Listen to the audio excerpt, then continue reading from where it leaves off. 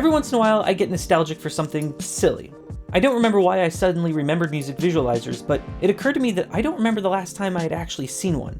Both Windows Media Player and iTunes still ship with their visualizers, but let's be honest, most people don't use these anymore. Spotify doesn't offer a visualizer. Google Play Music for a time had some album art animations for its visualizer, but it's nothing like a real visualizer. Yeah, I'm gatekeeping music visualization. Like, is it just me? Am I the only one that remembers jamming out to the Alchemy random preset? For a while now, I've known that Windows Media Player supports third-party visualizations, but could I make my own? Spoiler alert, the answer is yes, that's why we're here. This project is more than just a dumb idea. Back in elementary school, during my free time wondering why I had no friends, I would take blank pages of printer paper and design software UI. Among those sketches, music visualizers. Fast forward, I decided to bring these doodles to life, streaming the 14-night saga of developing my visualization platform on Twitch. Since the whole point of this project is nostalgia, I decided to write for a platform that I was nostalgic for, Windows Vista, because sometimes you have to embrace pain to achieve authenticity. What we're trying to do tonight, we're setting up a dev environment to make Windows Media Player plugins, specifically visualizers. Our goal for tonight is just to set up the dev environment and get something to build. I don't know if we'll actually get something to show up in here. Microsoft has sample visualizations that you can compile and build, and they advise you to use a different API, but those APIs are boring. I want visualizations. So, with that, we need... It kind of pains me to say this a little bit. We need Visual Studio. And so I found a copy of Visual Studio 2008 on archive.org, as well as an older version of the Windows SDK from the Microsoft website, and I installed both of them onto my Vista virtual machine. Once I had all of the pipes hooked up correctly, it just sort of worked. Okay, Visual C++, hey! Yes! We have files now. Okay, so let's try building it. And then Oh, it's ugly, but it works. My first visualization, and then the wave. I don't know why it's not stretching the screen, but that's a visualization we just built. I guess the next step, we need to come up with some sort of visualization that's easy to do, kind of test how we draw. Like, where is line 2 defined? Where does this come from? Oh, yeah, okay, the GDI. That's unfortunate. Today we're going to actually try to make we're going to play around with the render function of the visualizations and see what we can do and see what we can't do. We're going to try to take this and we're going to try to give it some sort of effect. I think we want to cycle through the foreground color, and then we're also going to make it kind of fade off up and say to the right, just to show that we can do it and see if it's easy to do in GDI. It's not easy to do in GDI. Cycling through the colors was an easy enough problem to solve, so what I'm trying to do now is I'm trying to get this to, do a visualization-y thing where it kind of drifts up and then blurs. Trying to do this in GDI was not fun. Well, that's just plain wacky. I decided to take a shortcut through the blurring effect I wanted by simply scaling the image down and back up to let the interpolation do the heavy lifting. Sure, GDI Plus has some effects built in, but I realized we had another problem. Let's go full screen with this, and maybe reloading it like this. Ooh, that's brutal. Oh, that is slow. If I make it really tiny, the frame rate does get better. Like, look at that. Beautiful. Gorgeous. And then I go over here, and we're running at the speed of smell. I need to think about how to make this not bad. I looked into how the current visualizations work. I think they all use DirectX 9, but I feel like if we use DirectX, it'll just be faster, because last time we had performance issues. So we need to learn how to use DirectX 9. How hard could that be? This explains how you can use Direct2D and GDI together.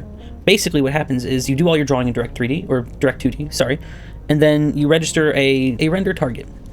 So you work with a render target, and basically everything you do in Direct3D is rendered to a bitmap, and then it renders that bitmap to the device context in GDI land.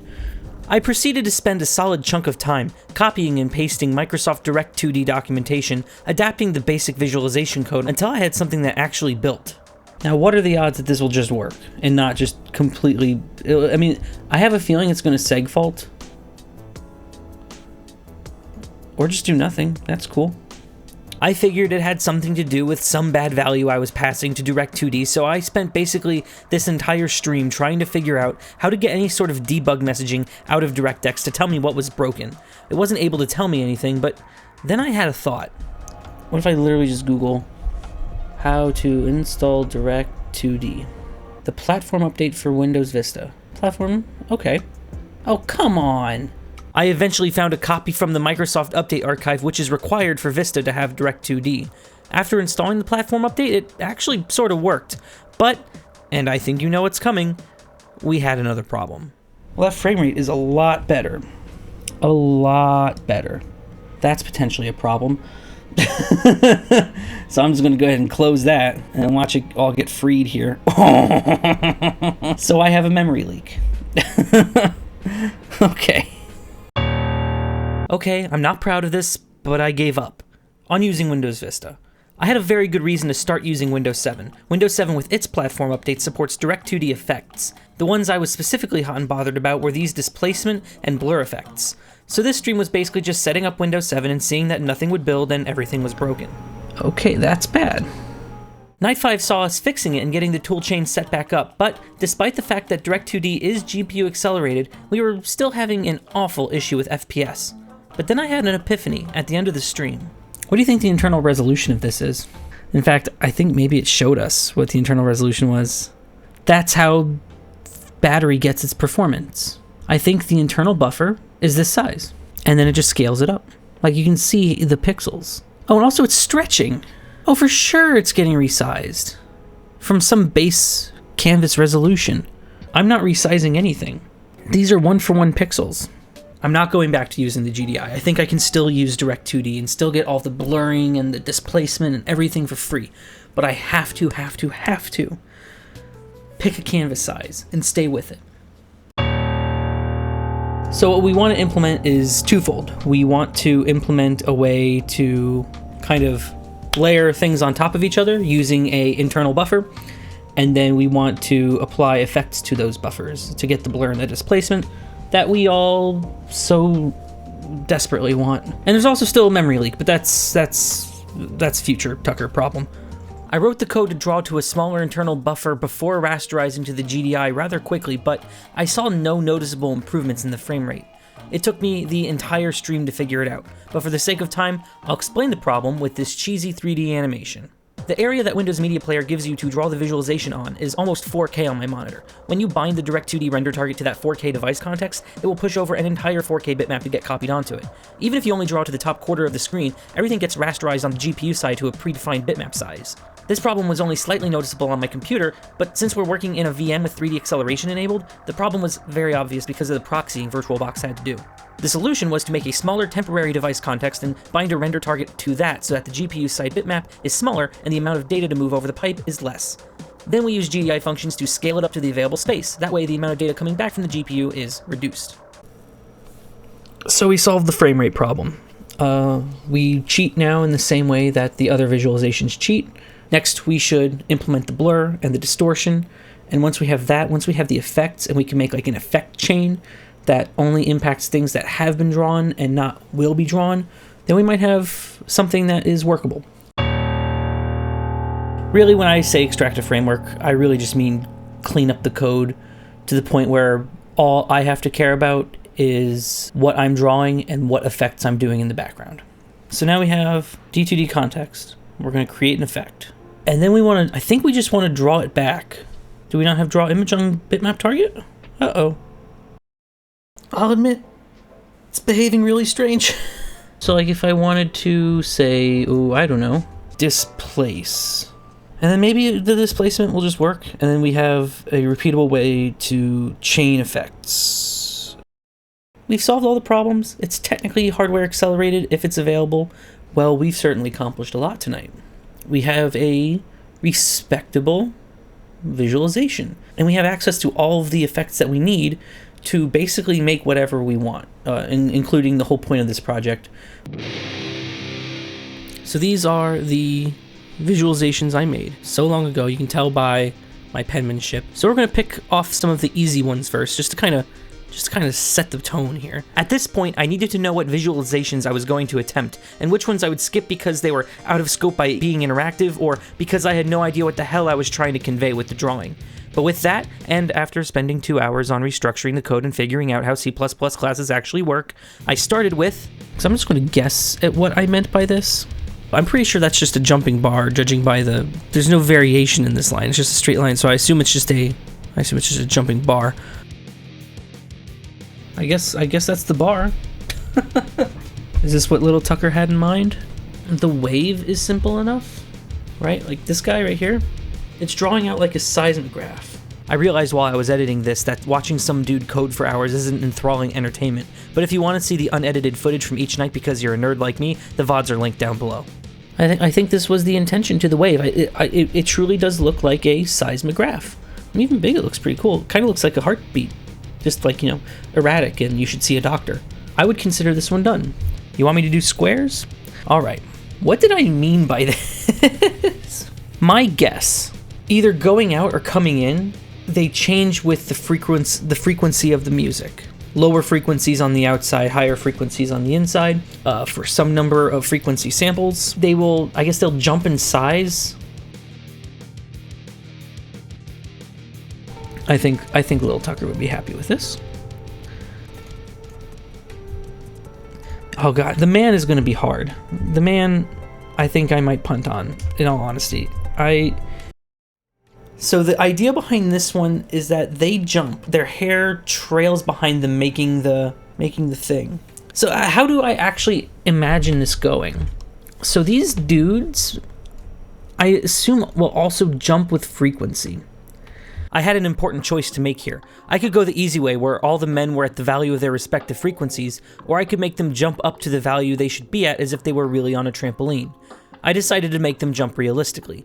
Basically, whenever they're able to jump, they'll take their target value, calculate the velocity they need to get to where they're going given gravity, and with each frame decrease their velocity by that gravity value. I also had issues separating the foreground layer and the background layer because the man broke the pattern that would be used for every other visualization because the men themselves should not be subject to the effects in the background. But I eventually figured it out and got this amazing result. I think this actually looks better than how I designed it while still maintaining the vibe of it. I think this just looks really cool. So I wonder if we rotate and scale, and that will make our wormhole. That's interesting. And also kind of what we want. But this is actually kind of exactly what we want for the mix. There we go. That's it. That's mix. I'm pretty sure that's what I meant by it too. It's kind of like a record player, really. I also like the artifacting that happens when this line overwrites this line. Like, you see how it blends color a little bit as it gets deeper and deeper, and it just becomes a cloud? How is waveholes going to work? Waveholes looks like two rings circling around one ring. They're all wavy with the waveform data.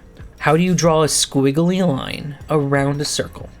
I can answer that. Basically, we have a circle divided into the number of samples we have, and for each one, we modify the radius of that point by the amplitude of that sample. We know the coordinate of the point we need to draw with these equations, and then we just join adjacent points.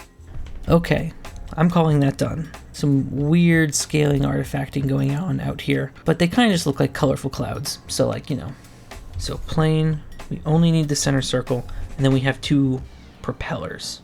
There's the beginning of our plane. So now we need to make these rotate along their center axes. I thought it would be another interesting math problem to draw spinning wavy propellers, but it actually just turned out to be very easy because you can transform into space in which D2D draws. So I think this is our plane. We need to think about crevice a little bit because crevice requires this 3D effect, right? I think we need to do it with the displacement image, but we need to feed it an image that matches the crevice. I spent the rest of night 12, all of night 13, and the beginning of night 14 fighting with Blender to try to make it do a vector calculation I'm pretty sure isn't possible. If someone knows how to make a flow map in Blender that takes into account perspective distortion, let me know in the comments. I just ended up cheating a little bit.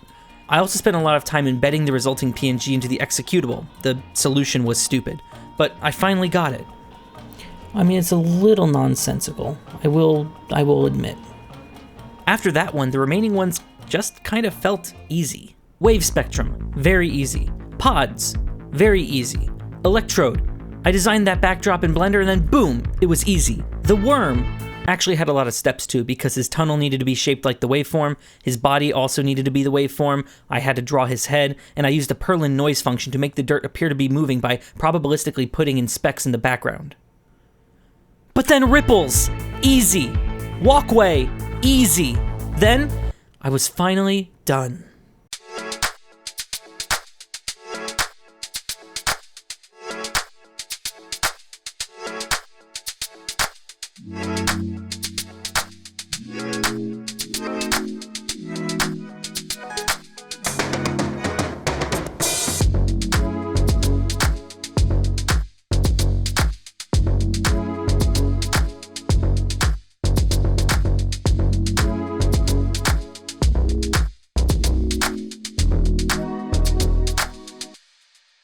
Finally, I had done it. Fighting against a language and a platform and a paradigm I was completely unfamiliar with, I managed to create a reasonable codebase that anyone can use to make their own visualizations on. The code, as always, is linked in the description. Also, if this sort of project, content, whatever this was, is at all appealing to you, let me know in the comments, because I have a bunch of other stuff that I can do this to. I have pages upon pages, a full notebook or two of software designs and operating system concepts and things like that that might be fun or maybe even infeasible to bring to life. I will still occasionally stream if you want to hang out while I work on these Sisyphusian projects. Maybe I'll stream some music stuff. Maybe I'll stream some iPod stuff. Yeah, I'm still working on iPod stuff, I promise. So yeah, I guess that's about all there is in this project. I will see you in the next video, which hopefully won't take more than a couple months to make. I just take on these massive projects that I completely underestimate the scope and scale and timeline of, and they just consume my life and